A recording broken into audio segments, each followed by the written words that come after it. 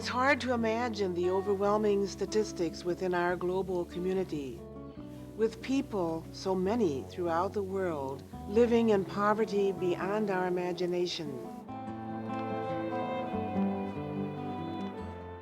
Without food, without a means to education, without a voice, and yes, not even with clean water. What good news is there in this? Stay tuned.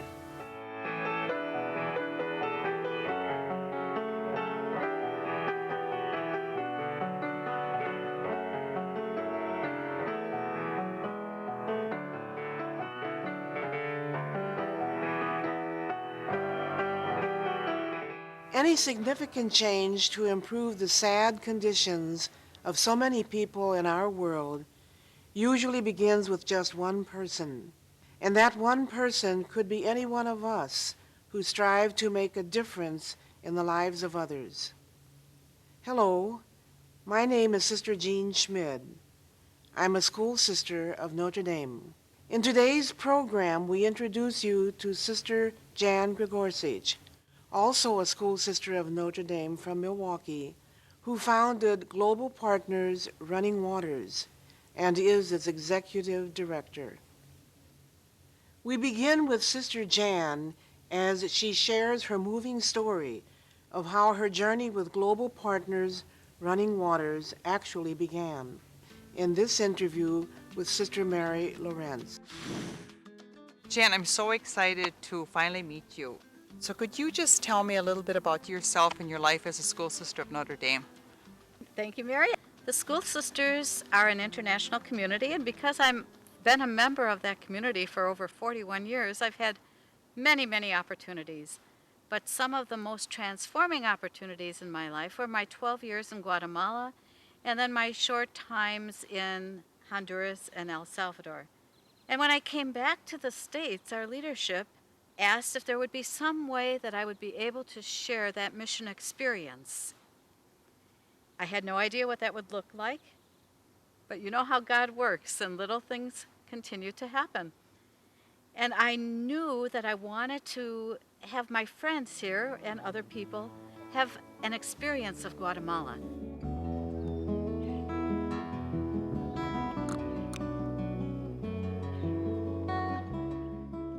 One thing I believe as Christians we are called to, by Jesus, to go out to all the world, to spread the gospel or the good news of Jesus' life and death. And that is quoted especially in the Acts of the Apostles, where Jesus says specifically that, go out to the ends of the earth to preach the good news.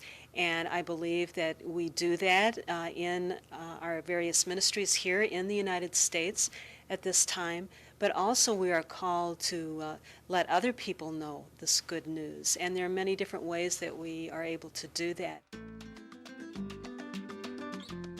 Seeing the reality and first-hand experience is the key to alleviating the poverty that is present.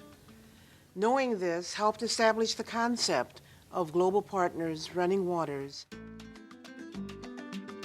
On returning to the States, my dream was to find a way to share the experience and to raise awareness to the lack of drinking water in many countries. That dream took on a life of its own.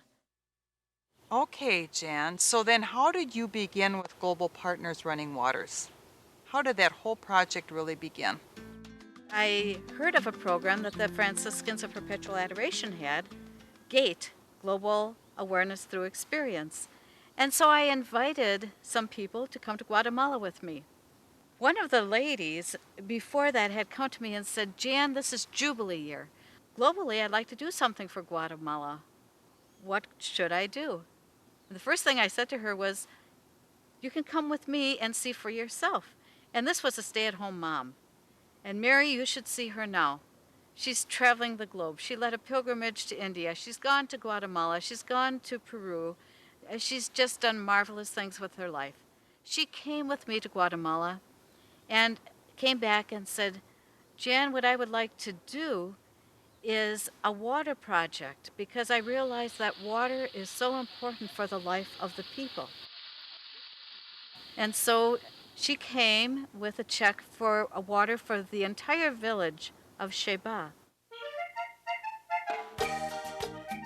Volunteers helped form Global Partners Running Waters Incorporated as a nonprofit, tax-exempt charitable organization with its primary objective to provide clean drinking water. My experience in Guatemala really taught me a lot. There were times when we only had 2 hours of water a day, and my ears would get so adjusted to listening to the water running through the pipes. As soon as we heard that, we would run and fill every container that we had. People would treasure their water. They would lock it on the street so nobody would steal their water. Sometimes people would have to walk kilometers to get their water, enough water for drinking, for cooking, for bathing, for planting a garden. I let the people who came with me to Guatemala decide for themselves what they thought the greatest need was. And they decided that water is life.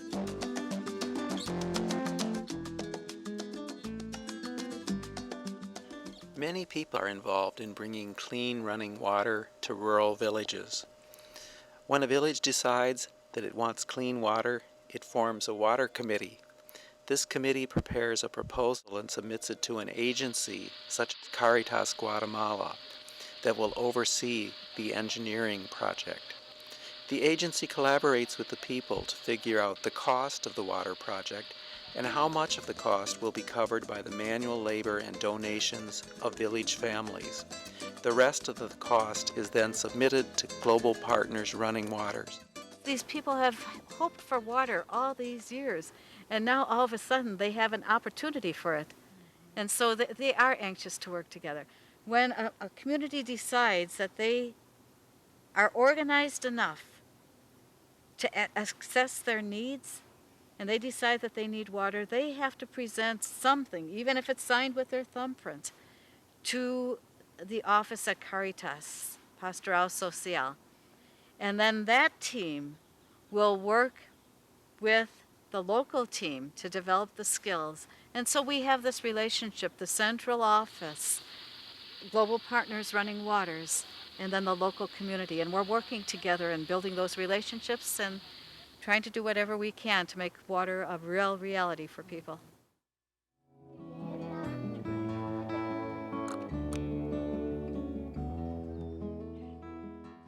The call to oneness, the gospel, and then also our mandate as School Sisters of Notre Dame is that we be one with other people. And we talk about a global unity also.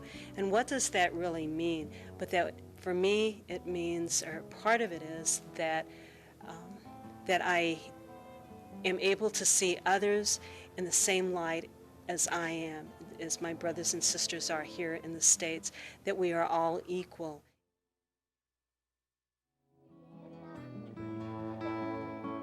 This water project has strong backing from the church community going as far back as Pope Paul VI. This water project also has the backing of the global community in many ways. For one, the goals of the project are in line with a much bigger picture, initiated by none other than the United Nations itself. And you know, water is one of the Millennium Development Goals we're really working on to reduce by half the number of people in the world who don't have access to potable water. And that's one of the goals of Global Partners, to try to help these Millennium Development Goals be reached by 2015.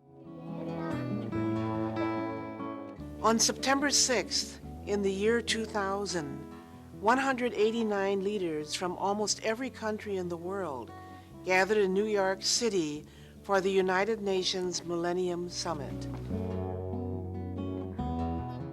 Just 2 days later, on September 8th, when the summit finished, the UN Millennium Declaration was adopted by 189 nations and signed by 147 heads of states and governments. They declared their corporate responsibility to uphold the principles of human dignity, equality, and equity at the global level. Also declared was their sense of duty to all the peoples of the world, especially to the most vulnerable, and in particular to the children of the world to whom the future belongs.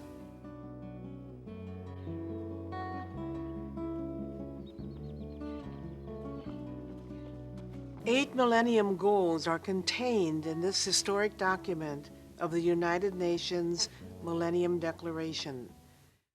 Goals which are determined by the cooperating nations from the summit to be achieved by the year 2015. The goals address the fundamental human rights of every human being to adequate income, shelter, food, health care, education, and security. Goal 1 is focused on poverty and hunger. With our collaboration on food projects, we are working toward the target of reducing the number of people in the world suffering from hunger by 50%. We were formed to help build relationships between North and South through collaboration on water, food, and health projects. And we really found that that building of relationships is what needs to be done first before anything else can happen. But once people know each other and share each other's needs, the projects happen. And it was really interesting when we became incorporated in 2003. My dream was so small. I thought, water projects are expensive. Perhaps the first year we could do one water project, the second year 2, maybe the third year 3.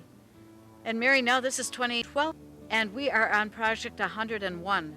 And they aren't all water projects, but they are projects that help build relationships. We have some farm projects, some animal projects, some egg projects to help get more nutrition into some of the villages.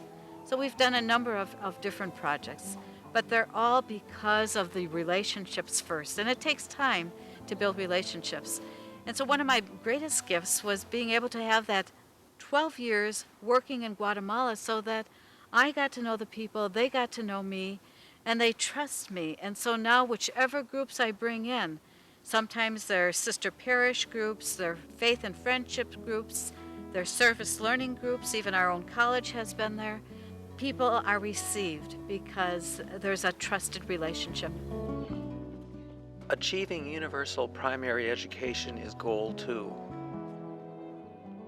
Hope dims for universal education by 2015. Inequality thwarts progress towards universal education.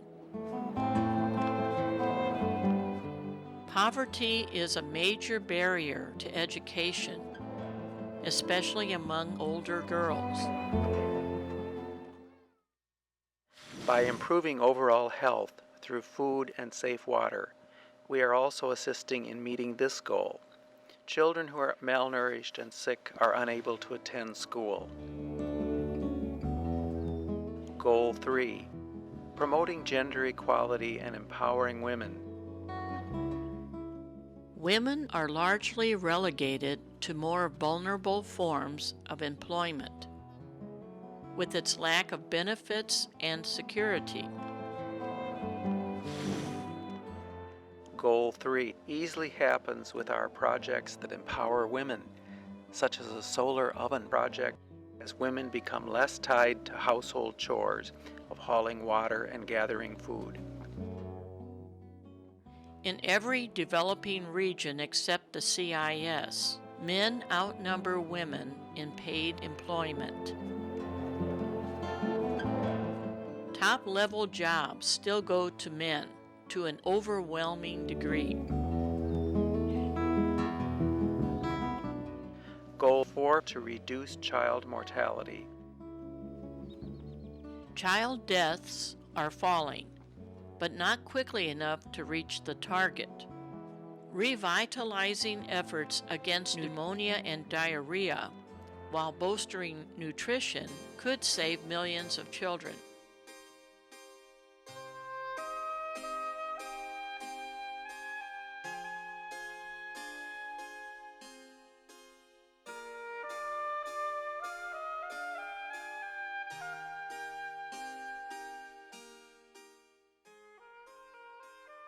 there are so many who die of diseases just like simple diarrhea because they don't have pure water.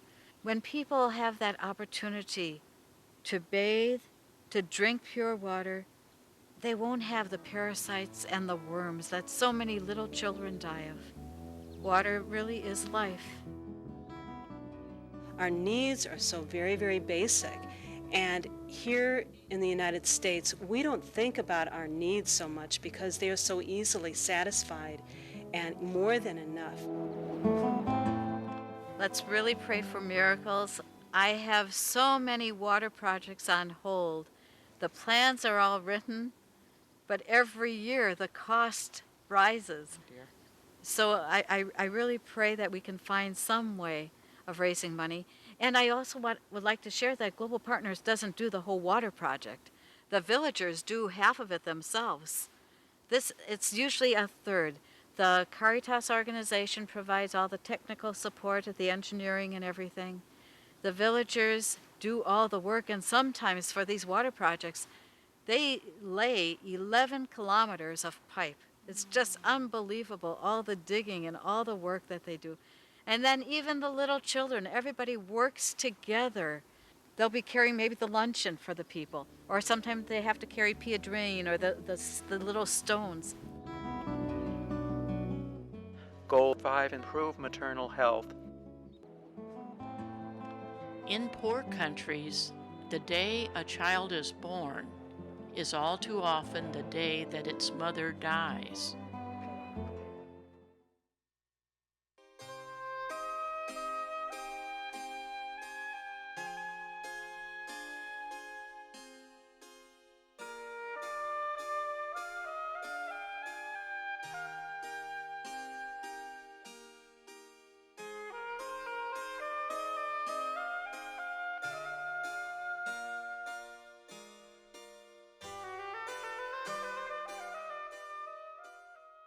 Goal 6, stop the spread of disease. The challenges of malaria, AIDS, HIV, and tuberculosis are major public health issues that are undermining development in the poorest countries in the world.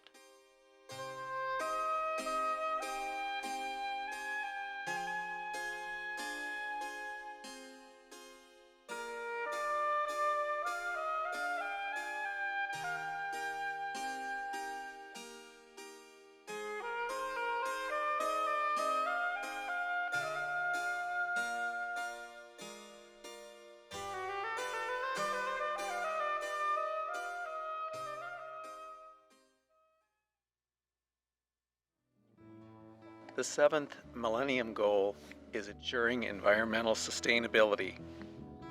We cannot have sound economies, sustainable societies, and healthy people without a healthy planet. Improvements in sanitation and clean drinking water are still bypassing the poor.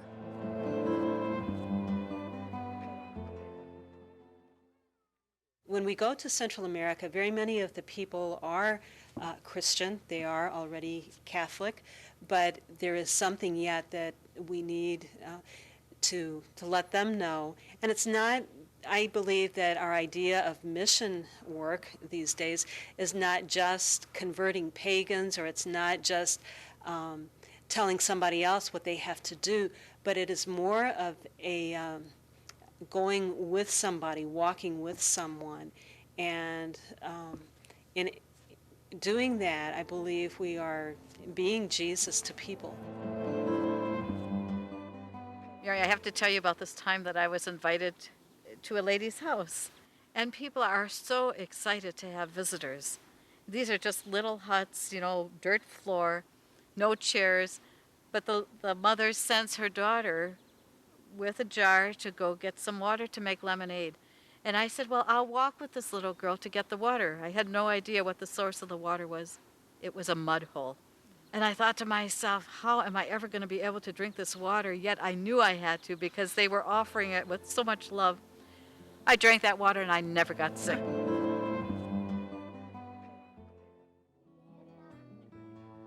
I experienced very often the lack of those basic needs. There is a severe poverty in Central America that most of us here cannot even begin to imagine. A target was set to reduce by 50% the number of people without sustainable access to safe drinking water. If people have access to water, they have access to better health, to opportunities for food, just for everything, a better life. Sister Jan actually invites people to travel with her to Guatemala to see for themselves how their donations have helped the people in the poorest of the poor situations. One time I had a group of people and we were going to try to get up to the village to see their new water project, but it was raining so hard and they really don't have asphalt roads like we do. We were on these clay roads, but the vans couldn't make it up the road. The people walked for hours. The whole village came down to meet us, carrying their shoes because they walked 3 hours. They owned one pair of shoes. They had these huge umbrellas. We were standing outside in the rain, and it was a marvelous celebration. And I still remember one of the first water projects we did near Rio Bravo. The whole village put on their best traje, their best dress. We walked to the source of the water. People splashed the water. They drank the water. They squirted the water. We sang songs of blessing. And every year in April, they celebrate. They have the anniversary of getting water. And so they remember.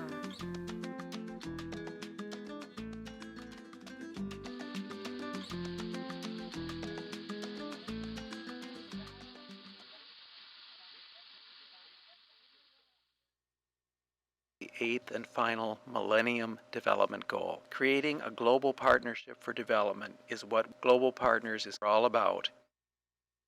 One recent partnership that we began was with Hope International of Canada. And again, this was a relationship that took a number of years. People from Vancouver, the United Church of Canada, came with me to Guatemala. A year after that, they invited me to Vancouver, and they set up a whole program for me. I went to 5 different churches. I did a women's retreat. I went to the Rotary Club, but I shared the story. It's all about sharing the story. And it took years. But some of the people who heard me there tried to make the connection with Hope International. And when Hope International goes into a country, they really have to establish an office in that country. So this was a long period of time, and they are now in partnership with Pastoral Social of Santa Cruz, Guatemala. And that's through that organization that I do the water projects in Guatemala.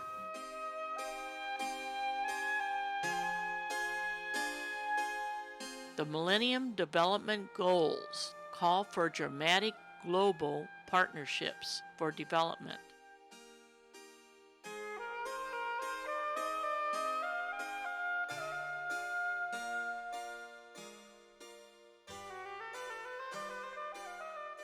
For a small fee and a little time, the people who travel to Guatemala with Sister Jan know the great blessing they receive for their generous contributions to this much-needed cause for clean water. It's a mutual relationship. I can't tell you how many groups I've taken over. I've worked with the engineers. I've worked with global business brigades. I've worked with Sister Parish. People always come back and said, "Oh, I thought I was going to be taking so many things over and doing so many things, but I'm the one that received the gift of the other." Global Partners Running Waters, under the careful direction of Sister Jan, shares the intention of those same goals in its plan and in all the work they do to accomplish these goals. Jan, I'm realizing they're community projects, but at the same time, how are these projects financed? Often it's a lot of work, giving presentations, writing posters, getting those projects out there. Financing really comes from individual people. But people, once they hear or see the need, give out of their own generosity. when they trust that the money is going to what they designated it for. For poor countries to achieve the first 7 goals, it is absolutely critical that rich countries deliver with more and more effective aid, more sustainable debt relief, and fairer trade rules.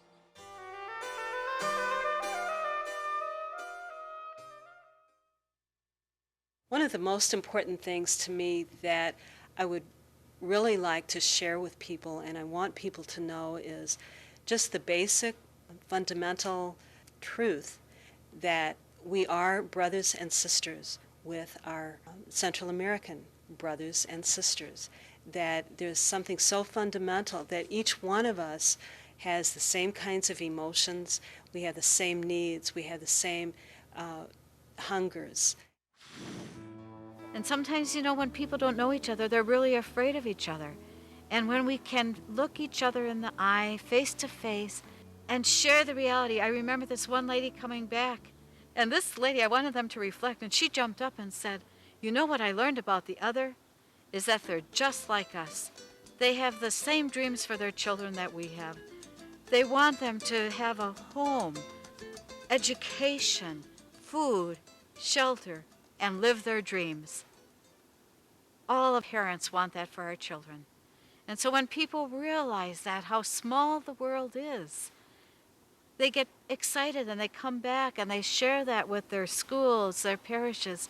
So somehow we have to get that story out. One of the most vexing problems today is people are afraid of the other. We have to build in opportunities so that we can really get to know each other. There is great joy in seeing the expressions of gratitude on the faces of women who no longer have to walk for hours to the nearest stream for water. They just turn on a spigot and clean drinking water pours forth to make accessible clean drinking water a reality. This partnership puts smiles of gratitude on all of our faces. My call as a school sister of Notre Dame, I think, fits in very well with my call to Central America, and it continues to challenge me. And I would just like to quote a little bit from our Constitution, and this is one of the beginning sections, which is called Mission. To each of us at this moment of salvation history, the words of Christ ring clear. As you sent me into the world, I have sent them into the world. May they be one in us, so that the world may believe it was you who sent me. We are called and we are sent. In a sense, we are all called and sent. And that happens, sometimes projects, often it happens through the relationships, the faith, the trust, and the hope that people have. There's an intimacy when people work together on projects. And it's that love that can really change the world. Thank you for watching. We hope you have a greater understanding through this program of the needs of so many people in our world. Perhaps in your own neighborhood, you may find a personal way to help and bring good news to someone in need. Please call or write if you have a desire to share in some way toward making a difference in our world.